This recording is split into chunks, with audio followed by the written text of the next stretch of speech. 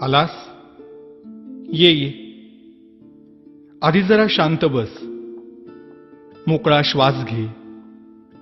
आल्या आल्या केळी आणि मोदकांची लाच देऊन तुझ्या मागण्यांचं ओझं माझ्यापुढे टाकू नकोस. किंवा खरं तर यावर्षी काही मागूच नकोस.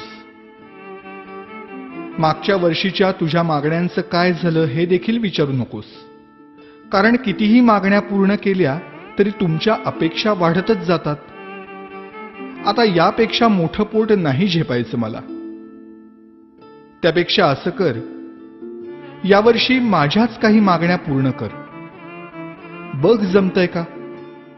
यावर्षी तरी निदान माझ्यासमोर दुसऱ्याचं वाईट चिंतू नकोस.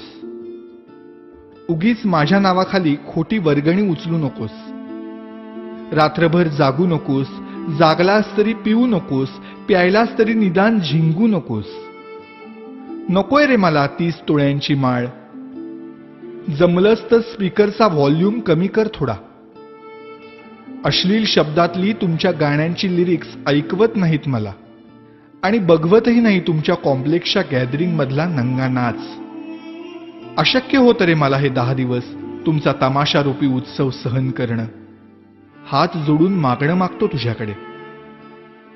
जागा हो. सुसंस्कृत हो. खोटेपणा सोड. स्वार्थ सोड. कधीतरी प्रामाणिक होऊन बघ. माणुसकीची नशा चढव. परोपकाराची झिंग चढव. 100% मेहनत कर. स्वतःला ईश्वरी अंश मानणाऱ्या लोकांपासून सावध राहा. त्यांच्या आधाराने जगण्याचा प्रयत्न करून स्वतःतला आत्मविश्वास हरवून बसण्यापेक्षा तुझ्यातलं देवत्व मनापासून जप. दहशतीने जग जिंकण्यापेक्षा प्रेमाने मन जिंक. श्रीमंतांचे जोडे पुसण्यापेक्षा गरिबांचे पाय धु. पैशाने श्रीमंत होण्यापेक्षा मनाने श्रीमंत हो. बघ आता यातलं किती तुला झेपतंय. रागावू नकोस भक्ता. आणि रित्या हाताने जाऊ नकोस.